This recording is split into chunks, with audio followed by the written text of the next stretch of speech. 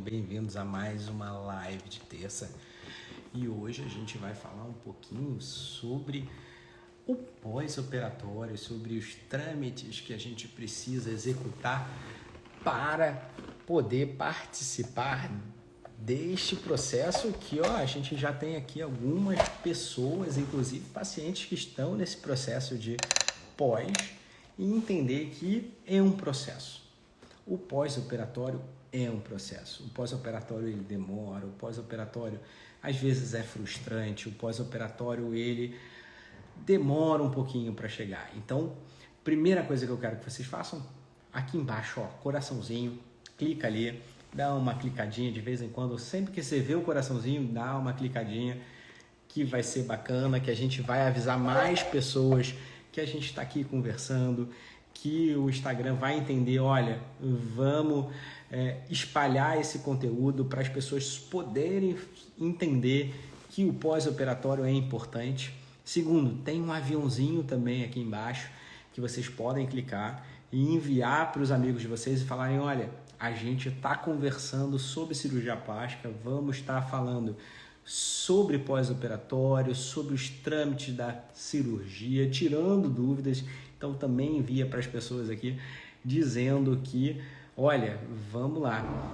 E um tema que a gente está continuando a live de semana passada, a gente falou de todas essas etapas, mas vieram muitas pessoas ainda com dúvidas do pós-operatório, de como é toda aquela fase do pós-operatório. Então, como eu disse, tem pessoas aqui na live, eu acho que ainda continuam aqui em pós-operatório, então elas podem também colocar aqui no chat ou nas próprias perguntinhas depois sobre como está passando esse pós-operatório, sobre como vocês estão evoluindo nesse pós-operatório. E eu digo que o pós-operatório é um processo. O pós-operatório, eles são etapas a serem vencidas. Qual é o grande problema do pós-operatório? O problema do pós-operatório é que às vezes a paciente vai fazer a cirurgia e muitas vezes, algumas cirurgias, você já no dia seguinte, você já consegue ver o resultado. Só que a grande maioria das cirurgias, isso não é uma verdade.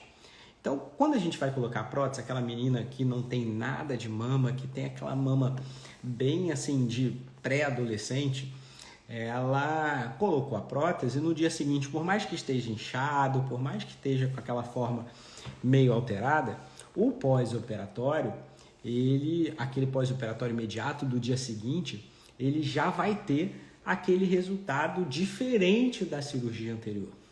Mas, por exemplo, aquela paciente que precisa de uma abdominoplastia, por mais que a pele esteja mais esticadinha, vai ter todo aquele processo do inchaço, do edema, por causa da lipo, vai estar roxa, vai precisar usar a cinta, que é desconfortável. Então, dependendo do tipo de cirurgia, às vezes o pós-operatório ele não é tão gratificante. Aquele pós-operatório imediato ele não é tão gratificante quanto por algumas outras cirurgias, por exemplo. Então, a gente tem que tratar isso como um processo. E, às vezes, esse processo, se a pessoa não está muito bem preparada, o pós-operatório ele pode fazer a pessoa sentir muito, né? A pessoa fez a cirurgia, às vezes para se sentir melhor e criou uma expectativa muito grande e no dia seguinte ela está toda roxa, toda inchada e aí ela dá aquela coisa, não, mas eu fiz a minha lipo, eu tirei a gordurinha localizada e vou lá na balança conferir.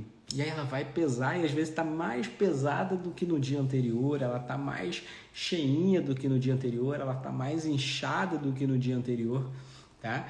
E aí isso é um processo, né? Entender que acontece, você tá com todo o processo inflamatório, então o corpo ele sofreu uma agressão muito grande, essa agressão, né, cirúrgica faz com que desencadeiem vários mecanismos para poder se resguardar. É como se você tivesse sofrido vamos dizer, um grande acidente e ter perdido um pouco de sangue e ter todo aquele processo inflamatório. E aí o corpo vai falar o quê? Nossa, estou sofrendo, então perdi sangue. Então eu vou tentar reter o máximo e aí ele começa a acumular líquido, ele acumula todo aquele líquido que foi passado no soro, e aí o corpo entende que ele precisa reter aquele todo líquido, e aí você vai pesar, vai contar todo esse líquido, todo este processo que houve no pré-operatório. E aí é por isso que às vezes você não tem todo aquele resultado no pós-imediato. Você vai estar inchado, você vai estar roxo, porque às vezes sangra um pouquinho embaixo da pele, e esse resultado não vai ser o seu resultado definitivo. Então é entender que toda essa etapa ela tem que ser cumprida. Você vai estar inchada, você vai estar roxa, você vai precisar usar aquela cinta que às vezes não é nada confortável e que você vai precisar fazer a drenagem, que às vezes é um pouco desconfortável também, usar a placa, dependendo de onde você está, com a temperatura mais elevada, é desconfortável usar a cinta com a placa, porque esquenta, porque faz você suar, você tem que ficar o mais tempo no ar-condicionado, vai ter que beber bastante líquido, às vezes não está tão acostumada a beber 3, 4 litros de água por dia. Então todo esse processo ele tem que ser vencido para poder ter um bom pós-operatório. E esse pós-operatório ele bem feito, ele ser cumprido, ele é ali pelo menos 30%, 40% do seu resultado, tá? Então é muito importante a gente ter um pós-operatório bem cumprido, né? Que o seu resultado vai depender muito disso. A gente às vezes não valoriza tanto, a gente acha que é balela. Ah, não vou fazer essas drenagens não, que o doutor pediu, não vou fazer esse tanto de drenagem, eu vou ficar aqui de boa, eu vou só usar a cinta que ele colocou e a cinta está começando a ficar frouxa. Não, eu vou aqui só cumprir as minhas etapas aqui de usar a cinta, que foi o que ele pediu, e vou seguir aqui, que isso aí não vai influenciar em nada. E mal sabe que essas etapas elas são extremamente importantes. De novo, 30%, 40% do seu resultado vai depender do uso adequado da cinta e vai depender das drenagens, dependendo da cirurgia, vai depender de como você se comporta no pós-operatório. Então, tem cirurgia que às vezes você não vai poder dirigir tão cedo, não vai poder levantar os braços, não vai poder pegar o filho no colo tão cedo, mas vai ter cirurgias que você vai poder fazer isso no dia seguinte. Então, entender que esse processo ele é importante para o seu resultado, tá? Então, essas são as etapas bem importantes quanto à necessidade para a gente poder fazer. E aí é comum a gente ver perguntas como essa de todo dia. Quanto tempo a gente demora para ver o resultado? Quanto tempo eu vou poder pegar sol? Quanto tempo eu vou precisar isso? E entender que esse processo às vezes ele é demorado, tá? Se a gente for pegar a parte científica da coisa, a gente vai entender que a cicatrização ela acontece até 2 anos depois da cirurgia. Então, se você for lá ver todos os processos químicos que a gente sofre durante um processo cicatricial, durante um processo cirúrgico, a cicatrização ela acontece até 2 anos depois. Então, isso quer dizer que a sua cirurgia ela pode demorar até 2 anos para amadurecer. Não quer dizer que a gente, às vezes, numa cicatriz que começa a dar indícios de que vai ficar ruim, então aqueles pacientes que precisam de um retoque de cicatriz, que começam a formar um queloide, que começam a formar uma cicatriz hipertrófica, não quer dizer que você precisa esperar 2 anos, 1 ano para poder fazer alguma coisa, mas que a gente consegue intervir antes que esse processo todo esteja instaurado, tá? Mas que realmente demora, todo o nosso corpo ele demora, ele tem processos químicos e que vão ali perdurar durante um tempo muito prolongado. Então, quando a gente fala dessa coisa do resultado, a gente pode falar que o resultado definitivo de uma lipoescultura ele pode ser 2 anos depois da cicatriz, né? Depois da cirurgia. Mas É claro que a gente sabe que ali em torno de 3 a 6 meses a gente já começa a ter indícios de como vai ser esse resultado. Ali com 3, 4 meses a gente consegue dizer, olha, esse seu resultado está evoluindo muito bem, está indo muito bacana. Mas, normalmente, os resultados definitivos eles vão estar para mais de 6 a 8 meses. Tá? Então, ter paciência é a principal coisa de que a gente precisa ter para um processo cirúrgico. E entender que essas coisas são etapas para se poder fazer. E aí a gente entender que a gente pode responder estas perguntas, de se pode, por exemplo, fazer algumas atividades com menos ou mais tempo, como essa cliente perguntou, né? Essa seguidora perguntou, dizendo se com 45 dias já pode dirigir uma moto depois de ter feito uma mastopexia. Tá? Depende muito da técnica, depende muito de como está a cicatrização, depende de como está essa evolução dessa cirurgia para poder responder isso. Então, eu não vou ser leviano de responder numa conduta que é de outro médico. Então, essa não é uma paciente minha. Então, realmente, eu não posso responder se no caso dela, ela já pode. Na grande maioria das vezes, se a evolução estiver boa, se a evolução estiver tranquila, até poderia. Qual é o grande problema de dirigir a moto? É que se acontece alguma coisa da paciente ter algum acidente, etc., a moto, você não tem muita proteção que vai ali ter sobre a cirurgia, diferente de um carro que você tem toda aquelas camadas ao redor que vão te proteger num caso de se poder fazer este processo. Então é exatamente isso que se for fazer. A Natália está ali, né? A Tátila. Infelizmente, realmente eu não consigo mais ir até para dedicar bem, mas que o seu caso você teve um resultado também muito bom, muito bacana, e é exatamente isso. Às vezes a gente também tem que pensar de como a gente consegue oferecer o melhor acompanhamento para os pacientes, né? Para que se possa fazer, né? E aí, de novo, eu acho que a Aline Moraes, né, tá perguntando quanto dia pode dirigir o carro. Depende muito de qual cirurgia a gente vai estar fazendo. Hoje a gente tem as próteses de recuperação rápida que a gente já libera as pacientes com 48 horas para poder dirigir o carro. Então, com 48 horas, a paciente que só coloca prótese neste protocolo, ela consegue estar dirigindo o carro. Em 24 horas ela pode voltar para o emprego. Ela pode sair da cirurgia, ela vai para casa com 4 horas depois da cirurgia. Ela pode levantar os braços, né, logo depois da cirurgia para prender o cabelo, para lavar o cabelo, para colocar alguma coisa em cima do armário. Tá? Então, todas essas questões, isso pode se fazer tranquilamente. Tá? A Tamila está perguntando aqui quem faz masto e quando mexe na areola pode amamentar.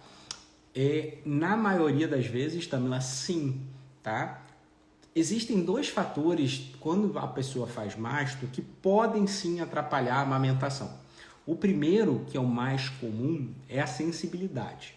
Tá? Então, quando a gente tem alteração da sensibilidade, toda vez que a gente tem cicatriz ao redor da areola, existe uma possibilidade um pouquinho maior de que quando uma pessoa só coloca prótese, de alterar a sensibilidade.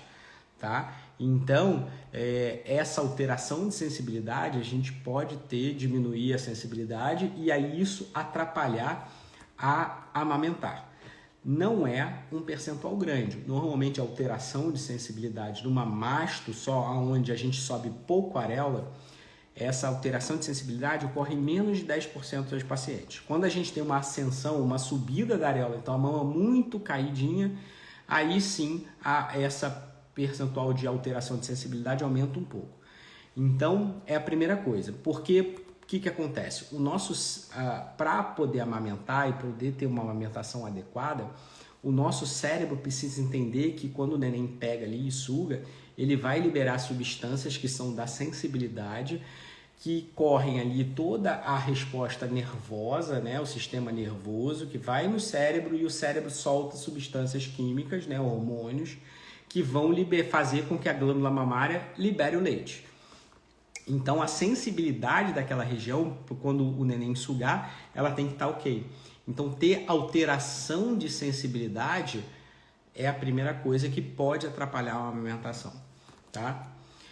A segunda coisa é que dependendo do tipo de técnica de mastopexia que aconteça, algumas vezes a diminuição da glândula mamária é necessária. Então, dependendo do quanto diminuir a quantidade de glândula mamária, isso também pode atrapalhar um pouco a amamentação. Mas mesmo assim, de novo, normalmente uma mastopexia comum entre 15 a 30% das vezes a gente pode ter alguma dificuldade definitiva de amamentar. Então também é uma coisa que as pacientes que querem ser mamães têm que pesar bem no seu pós-operatório, tá bom? Então é basicamente isso. E aí a gente tem que entender também que no pós-operatório existem intercorrências, né? São comuns? Não. Cirurgia plástica, de novo, eu sempre falo aqui, quem já me acompanha há algum tempo, já deve ter escutado isso, que cirurgia plástica é uma cirurgia que a gente tem como escolher. Tanto o cirurgião tem como escolher quando vai ser feita, como o paciente também pode escolher quando vai ser feita. O cirurgião muitas vezes vai escolher quando, por exemplo, a paciente precisa emagrecer e ela emagrece e aí ela vai ser feita. Ou quando, por exemplo, a paciente tem alguma alteração dos exames e aí essa alteração ela vai ser compensada clinicamente para depois operar. Então, é uma cirurgia que a gente não tem a obrigação de realizar naquele momento. É uma paciente que pode ser compensada, é uma paciente que pode ser operada mais à frente. Então, entender que a gente tem tempos. Então, a paciente pode escolher operar no melhor momento, ela pode escolher quando tiver com o seu peso ideal, ela pode escolher operar nas suas férias, ela não tem, por exemplo, como se fosse uma hérnia, como se fosse uma colelitíase, né, uma pedra na vesícula, que ela tem que operar porque essa pedra na vesícula está ali já entupindo o canalículo, está fazendo uma crise de vesícula, ou que tem uma apendicite, por exemplo, e tem que ser operada de urgência. Cirurgia plástica ela não tem essa questão, então a gente pode escolher quando vai fazer. Então isso já leva a ter uma cirurgia que tem um índice de complicação de intercorrência muito pequeno, tá? É claro que toda vez que a gente tem uma cirurgia que tem uma vertente de vaidade, e aí eu digo essa vaidade de melhorar a autoestima, de melhorar o corpo, de ter o decote mais bonito, de ter a silhueta do corpo mais bonita, tudo isso faz com que tenha um apelo midiático, né? A mídia, os jornais, a televisão, isso é um apelo muito grande. E como é uma cirurgia que tem muito volume, né? Então a gente tem centenas a milhares de cirurgias todos dia ocorrendo no Brasil e milhões ocorrendo no mundo inteiro. Estatisticamente a gente tem chances de nesse meio a gente ter intercorrências, então pode acontecer. E quando essas intercorrências são graves, é muito fácil essas intercorrências chegarem na mídia, né? Chegar numa notícia e ganhar o alarde, porque isso é o que vende, né? Entender que o jornal ele vende notícia e normalmente a notícia que vai vender mais são essas notícias mais sanguinárias, né? Essas notícias mais que causam grande impacto. E aí você sempre vai ter aquele enredo da pessoa que eu não precisava fazer aquilo e foi fazer por vaidade e teve a intercorrência e aconteceu e veio a óbito ou teve uma sequela, o que não é o comum. A gente tem, de novo, centenas, milhares de cirurgias só no Brasil ocorrendo todo dia, né? Isso na casa dos milhares.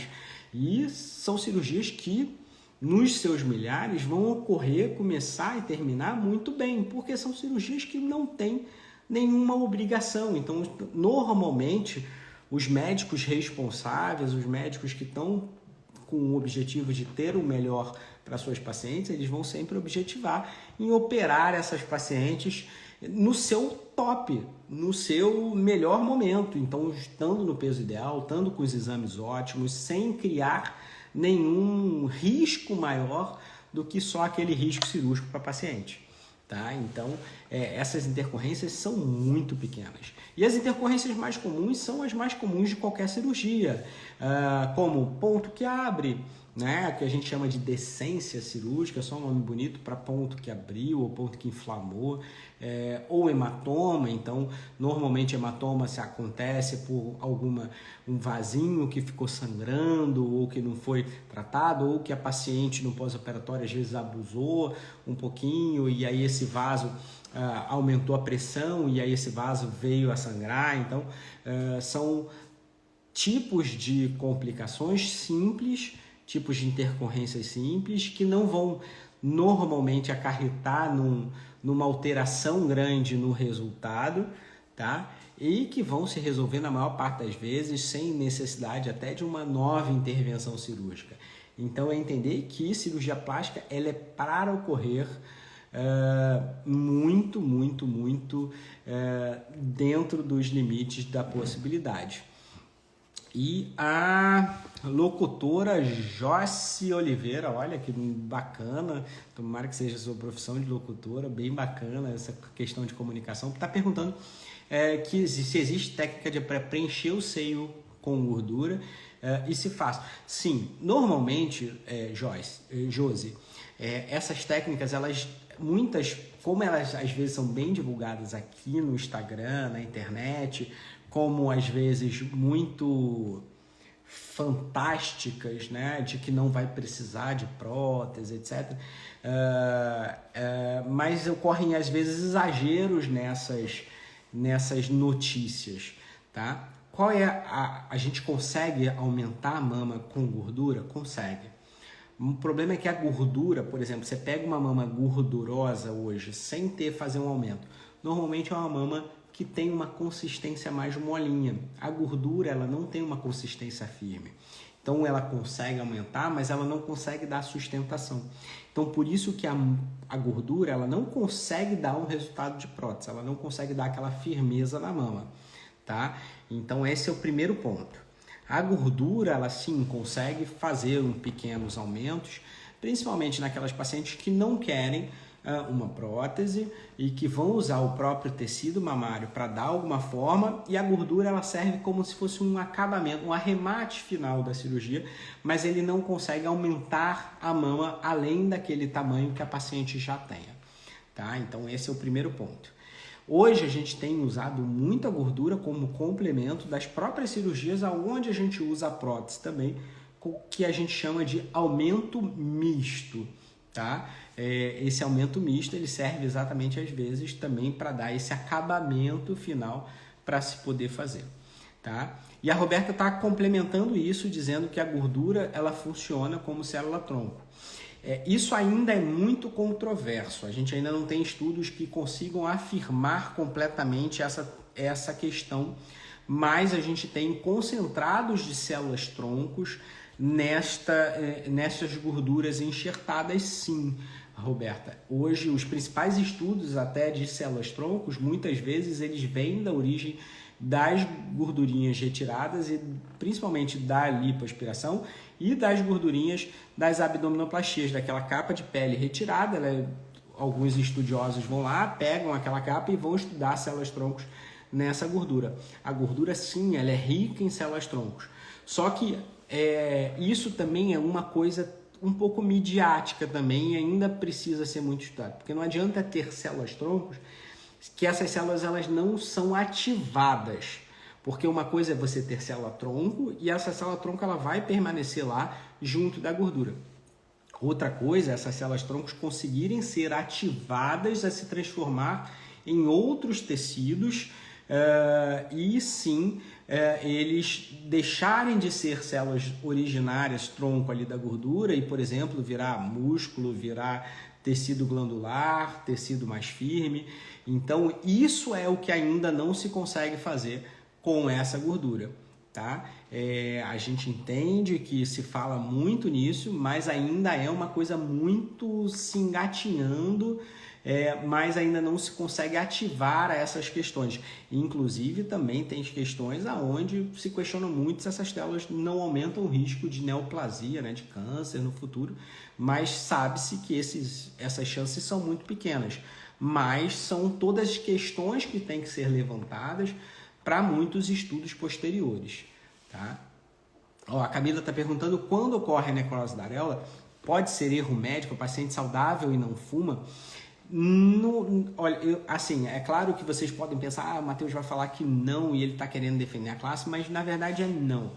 Porque o que acontece é que toda vez que você tem uma ascensão da areola, a areola ela é muito baixa, ela precisa ser levantada, a gente necessita dos vasos, por mais que a paciente não fume, seja jovem, nunca teve cirurgia, etc., a gente precisa dos vasos sanguíneos que o médico não vê ali, ele sabe de onde vem na maior parte das vezes, porque isso vamos entender o seguinte, os vasos sanguíneos, eles não são iguais para todo mundo.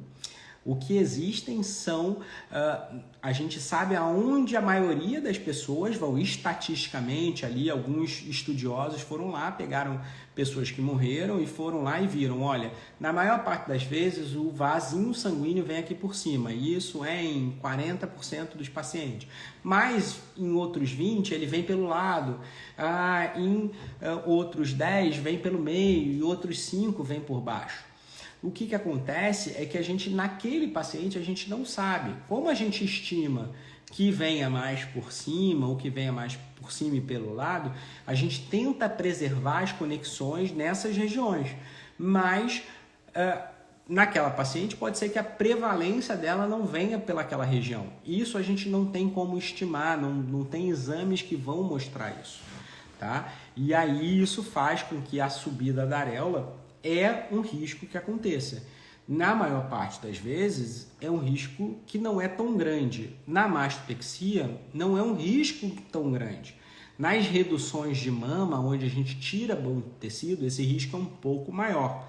E quanto mais tecido a gente tira, maior chance de diminuir a vascularização e, com isso, ter mais riscos. Tá? Então, este é o primeiro ponto.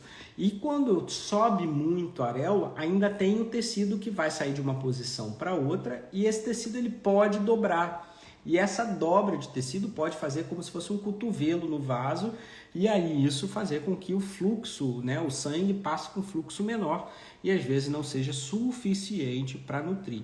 Então, é um erro médico? É muito questionável isso. Eu, como médico, não acho que seja, mas o que o médico, e aí isso eu sempre faço com os meus pacientes, é que existe esse risco, assim como também existe o risco da diminuição da sensibilidade. Hoje mesmo eu fiz uma consulta de uma paciente que a ascensão da areola é muito pequena, antes mesmo de saber, a indicação dela nem era mastopexia, mas quando ela me disse que ela achava que a mama dela era um pouco caída, a primeira coisa que eu gosto de explicar é que existe a possibilidade de alterar a sensibilidade.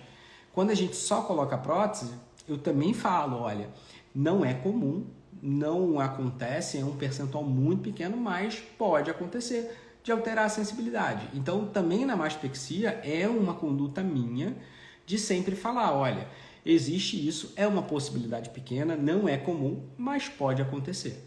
Tá? Então, isso é muito da relação médico-paciente para poder entender que isso é um evento que pode acontecer com esse tipo de cirurgia.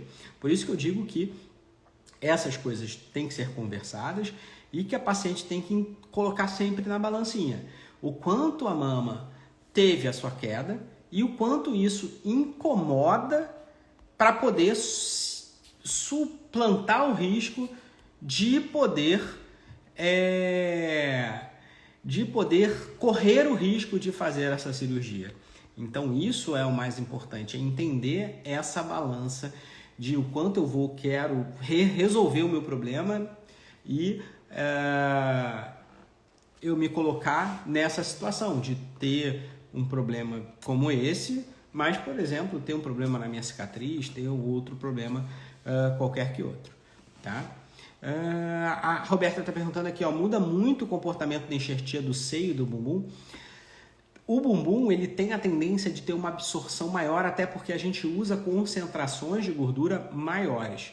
Toda vez que a gente faz mais enxerto, o que é um enxerto? O enxerto, a gente tira o tecido de um lugar e a gente coloca em outro.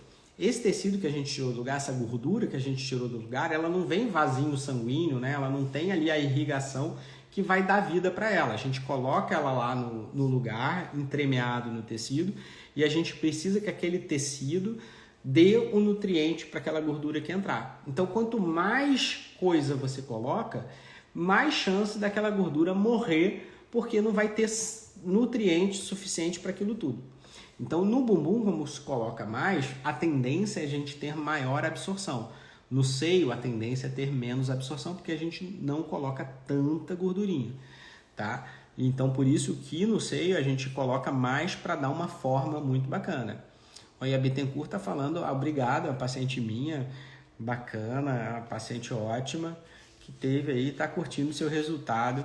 E obrigado pela preferência, e graças a Deus, e que bom que você está muito feliz com o seu resultado, né? A Nara perguntando aqui, o mini abdômen é feito em qual situação do abdômen?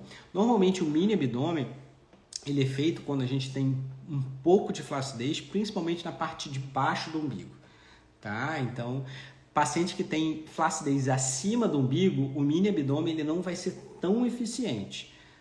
E a gente também não consegue corrigir no mini abdômen, Nara, a diastase com tanta eficácia, né? A gente conseguir corrigir o músculo com tanta eficácia. Às vezes a gente lança a mão da videolaparoscopia para corrigir a diastase e tira ali uma fatiazinha de pele no final, que pode ser um resultado bem bacana também. Mas normalmente nisso. A diferença é que no mini abdômen a gente não mexe no umbigo, né? A gente não tem aquela cicatriz em volta do umbigo, mas consequentemente a gente não consegue tirar tanta pele e esticar tanto. Então vai depender do grau de flacidez. Flacidez pequena, o mini abdômen vai ser bacana. A flacidez também pequena, o Renuvium, se tiver uma pele de boa qualidade, pouca estria, muito bem hidratada, também vai ser melhor ainda, porque não precisa ter corte.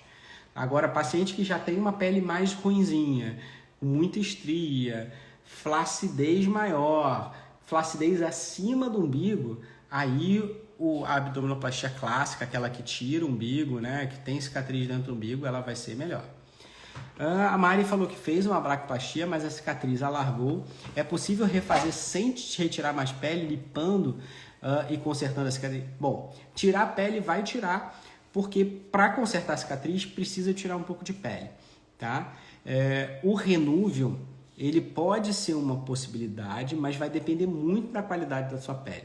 Eu não sei se você é pós-bariátrica. Normalmente, paciente pós-bariátrica já é uma paciente que não produz colágeno de forma tão eficaz. E aí o Renuvium, ele tem uma resposta muito pequena nesse tipo de paciente. Paciente que fuma, paciente que pós-bariátrico, que o pós-bariátrico ele é um desnutrido crônico, ele não absorve todos os nutrientes de forma adequada.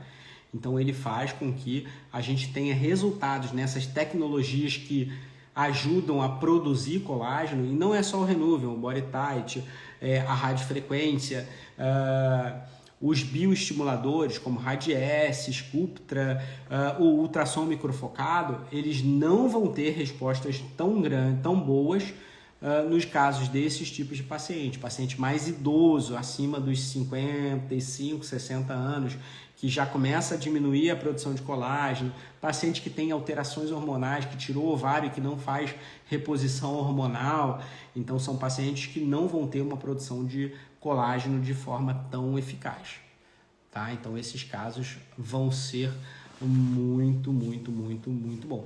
A Roberta falando que quer casar com o Renuvium. O Renuvium é uma tecnologia espetacular mesmo, espetacular. Mas a gente falando de pós-operatório, a gente vai ver aqui também das alterações que podem acontecer na cicatriz, né?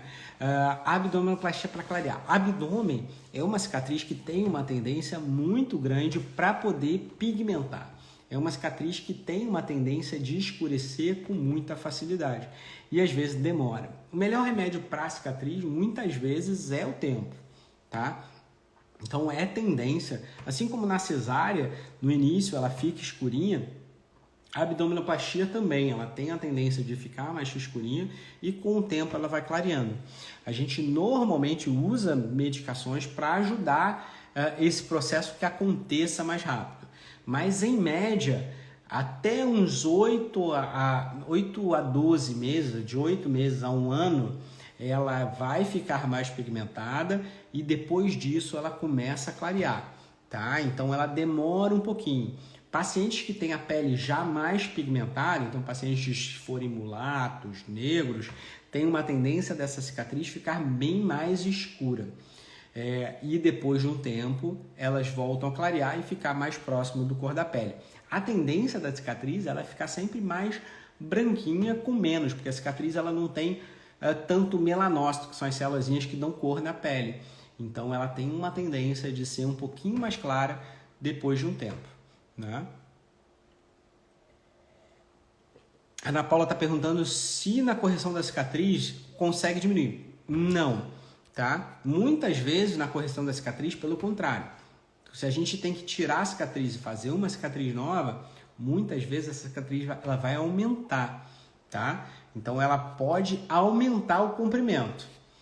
O que acontece é, por exemplo, você até deve estar perguntando no caso de que você fez uma abdominoplastia.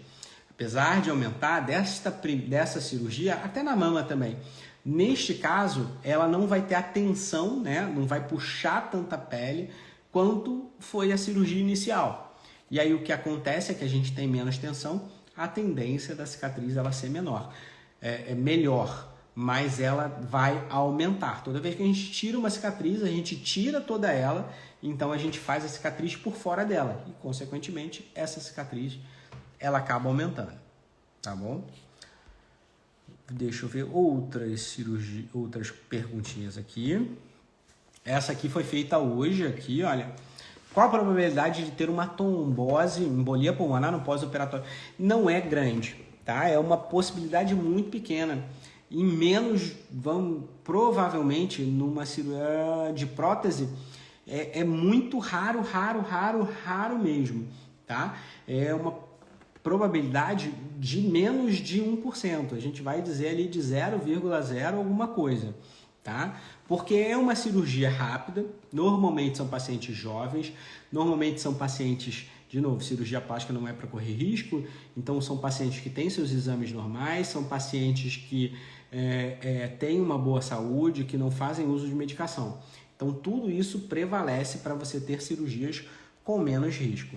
Então por isso que essa cirurgia ela tem a tendência de ter essa complicação, principalmente, que é uma complicação muito rara, até no rol das cirurgias, muito pequena, tá? E é uma cirurgia que a paciente volta às atividades, hoje mais ainda, muito rápida. Então, a prótese de recuperação rápida, a paciente volta às atividades no dia seguinte. A paciente vai para casa, já vai estar mobilizando em 3, 4 horas. O paciente já está movimentando os braços, o paciente está andando, o paciente vai dirigir com 48 horas, ela vai voltar às atividades de trabalho em 24, 48 horas.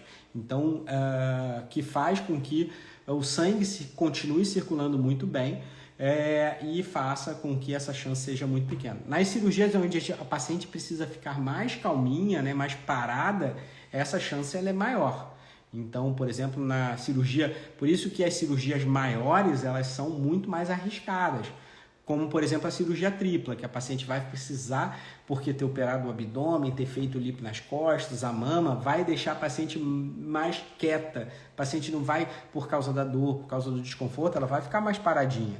E aí isso vai aumentar a chance também, vai aumentar a resposta inflamatória, vai aumentar a liberação dos hormônios de coagulação, vai fazer com que ela tenha uma chance um pouco maior de ter essas complicações.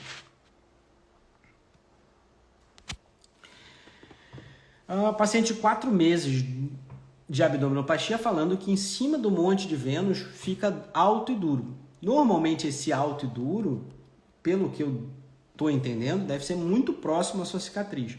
O que a gente acha com cicatrização é que a cicatriz é só aquele coisa de pele, mas a gente tem às vezes uma camada de gordura até chegar na musculatura de 2, 3 centímetros de espessura, né? E toda aquela corte, né? Ele vai até da pele até essa camada a chegar na musculatura lá embaixo. Então toda essa camada ela está cicatrizando e essa resposta ali, como a gente às vezes passa a mão, sente aquele relevozinho na cicatriz, a gente tem toda aquela área ali daquele corte profundo de 3, 4 centímetros cicatrizando. E isso faz com que essa região sofra todo esse processo cicatricial e fique mais durinho, tá? Demora um pouquinho, mas essa região, a princípio, ela vai amolecendo aos pouquinhos e vai sumir esse durinho, tá bom? Vai ser sempre importante. Tarisik, é difícil o nome, né? Mas você não sabe nem meu orçamento, você nem veio numa consulta comigo, você nem ainda a gente se consultou e tal. Então, cara, não é, às vezes não é isso. É claro que eu tô, às vezes, as minhas cirurgias podem ser um pouco acima de que alguns colegas praticam, mas também não tô tão acima e nem muito abaixo. Tem colegas que praticam muito mais. O que eu acho justo para os meus honorários, sabe? E até pela a dedicação que eu tenho para as minhas clientes, né? As pacientes todas têm meu telefone particular, todas as pacientes têm acesso constante comigo. Isso é uma coisa que eu gosto e que eu prezo por isso. Então, se tiver paciente minha, pode colocar aqui. A paciente manda mensagem para mim, independente do horário. E eu estou sempre ali solícito, a minha equipe também está disponível para elas, porque e isso não é só o valor da cirurgia englobado, a gente tem uma série de coisas, a gente tem cursos que a gente vai para oferecer o melhor para as pacientes, sempre o mais novo. Independente da cirurgia, por exemplo, eu já não tenho diferença de valor da cirurgia convencional de prótese à cirurgia de recuperação rápida, porque eu entendo que a cirurgia de recuperação rápida ela é uma evolução da técnica cirúrgica, ela é uma cirurgia que traz uma segurança, que traz uma recuperação, que dá uma liberdade para as pacientes muito maior, assim como não usar às vezes técnicas que precisam de dreno, como na abdominoplastia, que ao meu ver também é uma técnica muito mais segura, que não vai dar aquele trabalho de ter que esvaziar e que pode aumentar o risco de infecção e que você vai ficar com aquela coisinha pendurada ali uma semana, 15, 20 dias. Então são coisas que a gente às vezes investe e claro, tem colegas que operam com preços que a gente às vezes não consegue entender como se faz para poder ter e oferecer um bom serviço nisso. Então, mas é a minha convicção e vou te dizer para vocês, não é nenhum bicho de 7 cabeças não, e a gente tenta facilitar e tenta conversar. O que eu quero é que vocês fiquem felizes, que vocês fiquem empoderadas, que vocês fiquem que possam curtir o seu resultado, que vocês evoluam e que não fiquem presas às vezes. Eu entendo que algumas vezes essas questões de autoestima, principalmente para a mulher, às vezes são muito... é uma cobrança muito grande. Então, eu quero que vocês se libertem dessa fase. E eu estou aqui, mesmo que eu não consiga operar você ou vocês, mas eu estou aqui para tentar, pelo menos, fortalecer vocês e entender que isso vai trazer uma liberdade muito maior para vocês, né? Obrigado, Fabi. Né? A Carla colocando, muito bacana, a gente fez a correção, a gente nunca, às vezes a gente não consegue, não é que a gente não consiga acertar, a gente sempre tenta acertar de primeira, mas a gente tem, o corpo humano, ele é uma máquina muito complexa e às vezes a gente não tem um controle total de como as coisas evoluem, né? A gente tem a tendência de cicatrizações maiores, mesmo que a gente use medicações, etc., mas a gente está sempre tentando dá sempre o melhor resultado, e esse é o meu objetivo, é sempre ter as pacientes felizes, independente de qualquer coisa. E a Roberta falando que a subcisão ela pode ser feita em consultório, na maior parte das vezes, eu acho que quase 100% das vezes, Roberta, sim, ela é feita no consultório.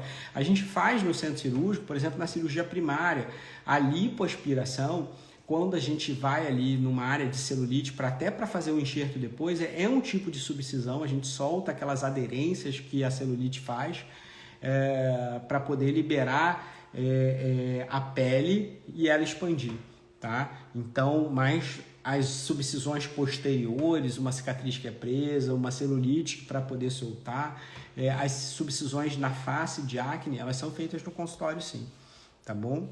Josi, vai ser um prazer te receber no consultório, tá bom? Eu não sou nada demais, não, eu sou ser humano e não sou nenhuma excepcionalidade, não, viu? A policena, acho que é isso, né? Tem como, na verdade, eu não coloco dreno.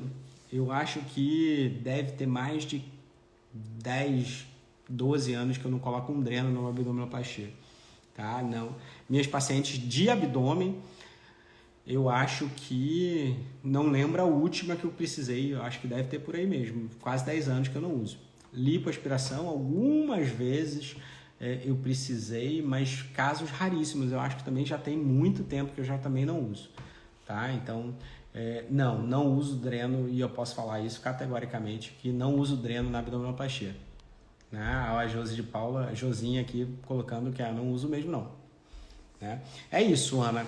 A Ana tá falando que tá ficando feliz com o resultado, tem 1 ano do sonho, e é uma etapa mesmo. A gente às vezes tem os altos e baixos, é uma montanha-russa de emoções. O pós-operatório ele é uma montanha-russa de emoções. Começa com aquele momento de quando a gente vai entrar na montanha-russa que coloca aquele cinto de segurança, né? Você tá lá na fila todo felizão, eu vou fazer, é isso, já tô decidido. E aí você senta no carrinho da montanha-russa, que coloca aquele cinto e que você começa a perguntar o que eu tô fazendo. E aí você vai naquela subida primeira, que é aquela mais alta, que você começa a escutar aquele clec, clec, clec, clec, clec, clec, clec, clec do trilho, do carrinho subindo. E aí você começa a perguntar, nossa, meu Deus, que é aquela fase que você acabou de fazer a cirurgia, em que você já entrou, que você está toda inchada, e aí o carrinho começa a descer em alta velocidade, que é a fase que você ainda tá roxa, tá inchado, tá precisando fazer drenagem, usar a cinta que é desconfortável, mas fica tranquilo que você vai engatar ali, vai dar os loopingzinhos, vai ter os altos, vai ter os baixos, mas você vai chegar lá. É isso mesmo. A cirurgia, o pós-operatório, ele é isso. Ele é um processo, e é um processo que demora, às vezes, para você começar a ver seu resultado. E é isso, 1 ano é aquela fase que, não só nessa fase, né, ali depois de 3, 4, 5 meses, que o paciente ele tem que ser dedicado, é um paciente que tem que controlar a dieta, que tem que começar exercício físico, tudo para potencializar o resultado e chegar nesse objetivo muito maior, né? Então, Eliane, se você quiser vir dizendo que o sonho é colocar silicone, sempre um prazer, estou aqui disponível. Se você não é do Rio ou de Cuiabá e quiser conhecer meu trabalho, me manda mensagem, é sempre um prazer, eu consigo explicar. Eu tenho muito paciente que vem de fora para operar comigo, a gente consegue organizar todo esse processo. O Rio é sempre mais fácil por ter mais comodidade, às vezes valores até um pouco melhores para todo esse conjunto, mas a gente tenta pelo menos ajudar com as escolhas corretas, com o fortalecimento da informação para poder operar com a maior segurança. Né? A Carla, olha, que eu corrigi a cicatriz dela, é isso, não é porque o outro colega operou e que a gente não possa também melhorar, porque, de novo, é um processo e não tem certo ou não tem errado, né? Mas é toda essa questão, né? A Cássia colocando que é muito bacana essa interação, é exatamente isso. O que eu quero aqui é que vocês estejam fortalecidas, que não necessariamente precisem operar comigo, é claro que eu gosto que sempre vocês operem comigo, que vocês estejam sempre presentes aqui, mas eu tô aqui para tentar também fortalecer vocês e ajudar vocês nessa fase que às vezes é muito complicada e que isso vai operar, né? Gente, eu sei que vocês voltam a perguntar sobre Plástica para Todos. Eu não opero no Plástica para Todos, hoje eu só opero no meu consultório, tá? Então estejam aí, é sempre um prazer receber vocês e sempre vai ser bacana estar com vocês para oferecer o melhor, e hoje eu consigo fazer isso no meu consultório. Deixa eu ver a caixinha de pergunta agora, tem várias perguntinhas aqui, a gente já está com quase 1 hora de live, né? Então a gente já está quase encerrando. Se a paciente tem alergia a micropore e a esparadrapo, o que fazer? Na maior parte das vezes, a gente vai não colocar esparadrapo e micropore para não causar uma reação alérgica maior, tá? A cola cirúrgica ela é muito bem-vinda nesses casos, porque ela vai criar uma proteção adicional à cicatriz, e a gente, teoricamente, a gente não precisa realmente colocar nem micropore e nem esparadrapo sobre a ferida. Esparadrapo comum a gente nem usa mais, tá? Mas o micropore algumas vezes sim, ele é uma proteção bacana, mas quando a paciente tem alergia, a gente evita, e que ele não é tão necessário na maior parte das vezes, tá? A Cássia tá falando aqui, se é bem isso, no pós acorda dia com inchaço, outra sem, é normal, essa montanha-russa de emoções, né, do inchaço, às vezes um dia, às vezes tá acorda com aquela barriga sequinha, no outro dia você tá igual um baiacu, é extremamente normal, isso vai diminuindo com o tempo e vai acontecer, tá? STDA 90 tá falando, olha, ele queria fazer uma mastopexia com redução de 50 para 44. Então a gente precisa entender o seguinte.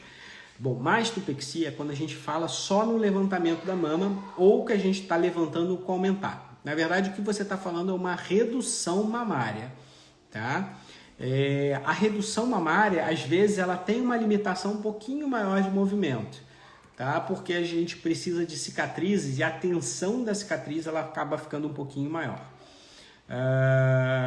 E aí, é claro, você fala que tem uma estatura pequena, e isso faz com que mamas grandes com uma pessoa pequena ficam parecendo até que você está mais gordinha, cheinha, do que realmente você está. Mas é uma cirurgia completamente factível. O que às vezes a gente não consegue é dar o resultado de uma prótese de uma mastopexia. Então, quando a paciente quer uma prótese, por exemplo, normalmente a gente indica a cirurgia em 2 tempos. Uma cirurgia para reduzir a mama, transformar ela numa mama de tamanho normal ou pequena, para num segundo momento, e ali 1 ano depois da cirurgia, aí sim colocar uma prótese para poder dar um colo um pouquinho mais alto, tá?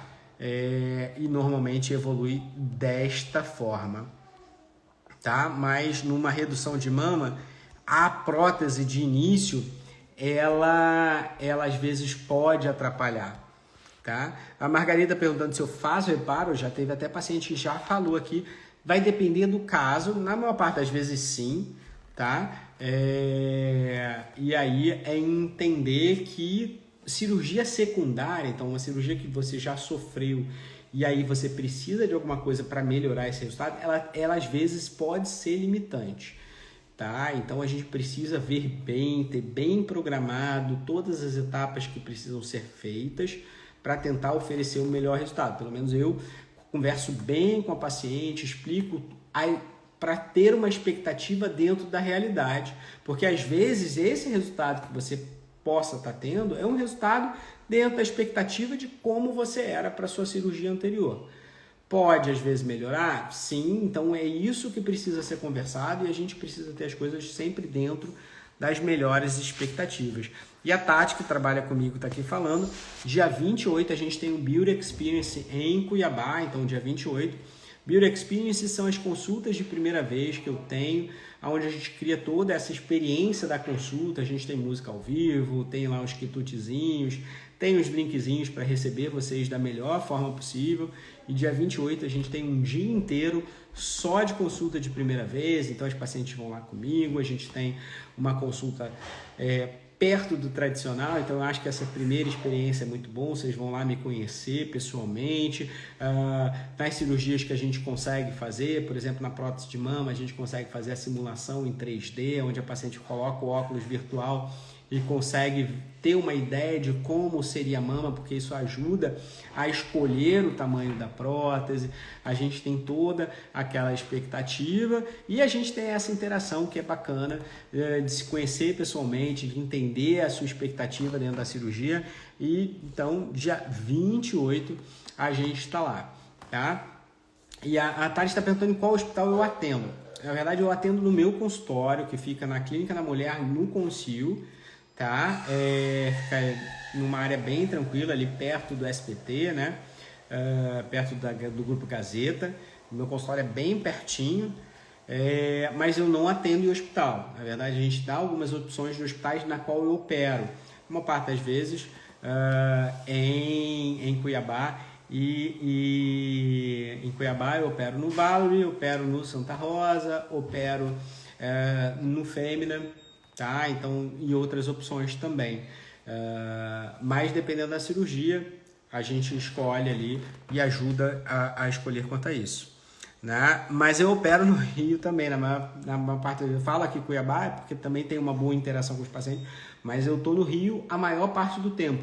Eu sou do Rio, meu consultório também é no Rio, a gente tem Beauty Experience. No Rio eu não consigo, às vezes, eu tenho uma limitação. O meu consultório é um consultório que a gente chama de consultório boutique, então é um consultório um pouquinho menor, mas ele também tem todo esse conforto, tem alguns quitutezinhos, um cafezinho gourmet para vocês, né? Um cafezinho Nespresso gostoso, uns biscoitinhos, tem uns docinhos que Dona Marcele, quem conhece lá, sabe bem que tem, e com alguns agrados também, e toda essa interação, a simulação também bem parecida com o que eu tenho em Cuiabá, também no Rio de Janeiro. A gente também tem nosso Beauty Experience, então fiquem tranquilos, não vão em nada desmerecer.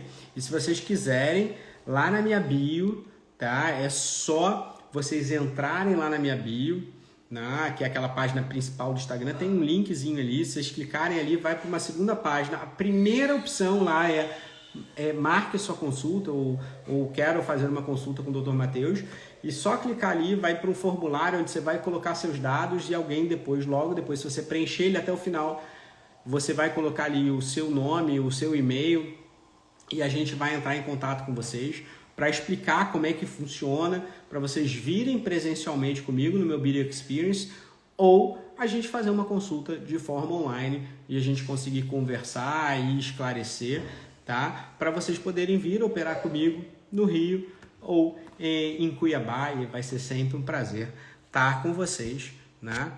A Ana Paula também está perguntando aqui, o procedimento de criolipólise pode atrapalhar uma futura lipo-HD? A criolipólise não.